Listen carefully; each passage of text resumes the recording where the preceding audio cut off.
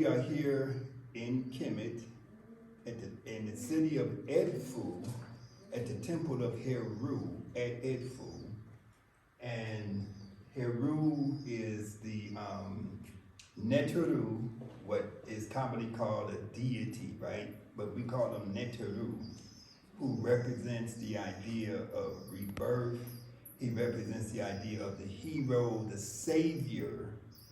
And within his temple, there are many different chapels, many different sections of the temple that are dedicated to many different other principles. When we say Neteru, we're talking about a divine principle. We're talking about an energetic force. And what I find interesting about this room is that there's an image that has a very interesting, connection. And people normally don't think of Kemet as being a place where yoga was practiced. They don't think of it as a place where Tai Chi and Qigong was practiced, right? Because when they think about yoga, they think about India. When they think about Tai Chi or Qigong, they think about China. But I'm gonna show you something right here. Maybe you can zoom in if you know how to zoom.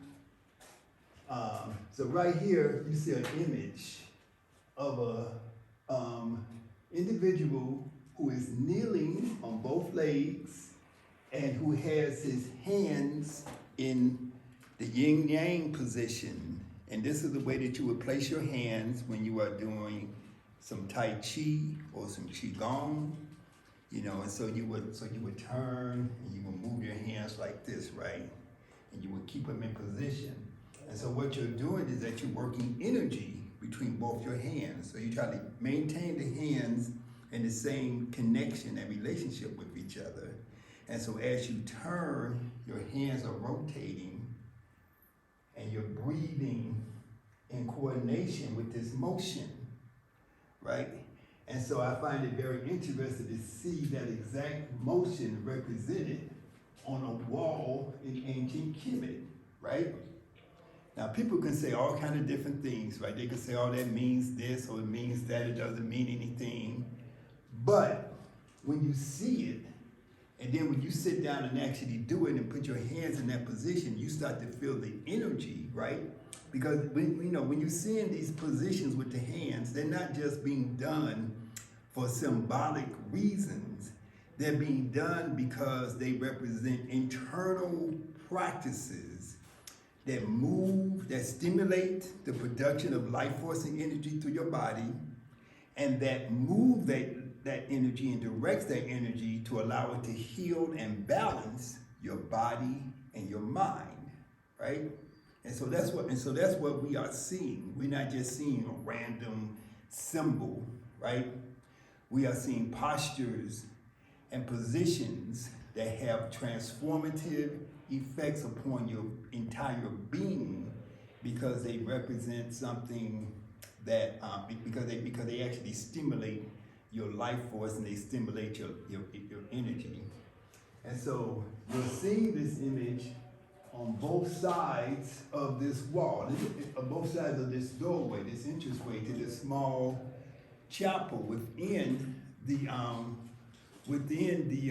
temple. So within every temple, you have smaller rooms that represent different energy, that represent different states of consciousness.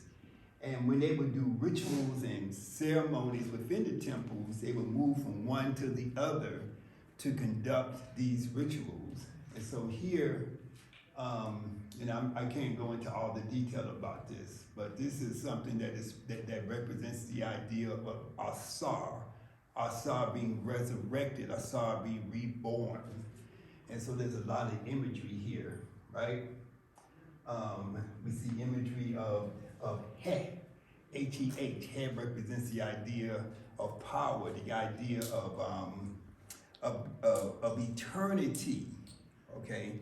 And so he does a posture that we call the pose of immortality, or sometimes we just call it the pose of He, okay?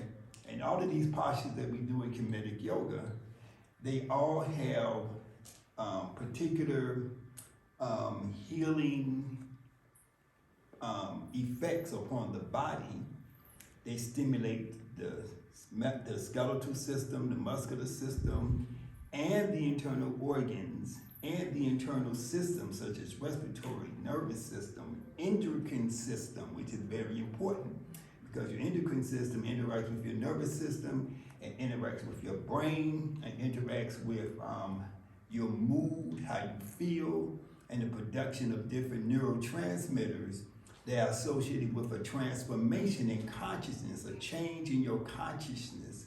So when we change consciousness, when we change the way that we think, when we change the way that we relate to the world, we are doing that in conjunction with performing practices that actually stimulate the production of certain neurotransmitters that have these effects upon consciousness, because consciousness is correlated with changes in neurotransmitters, changes in the brain chemistry, and so on and so forth.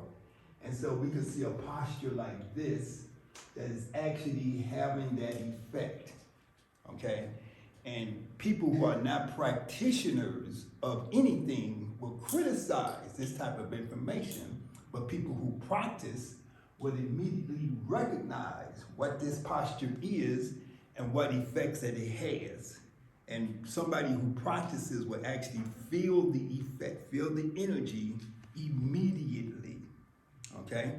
And so when we talk about Kemetic yoga, when we talk about Kemet being the origin of Tai Chi, Qigong, martial arts, yoga, that's something that is real.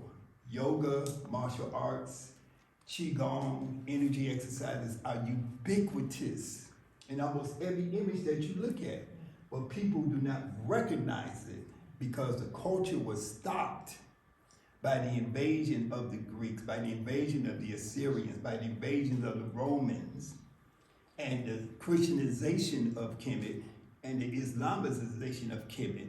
So that ancient knowledge and information about yoga, about Tai Chi, about Qigong, about working energy has been lost. And so now people say it never existed. But we know that it exists because we are practitioners and we actually experience it. So Hotep, Uncle Jocelyn.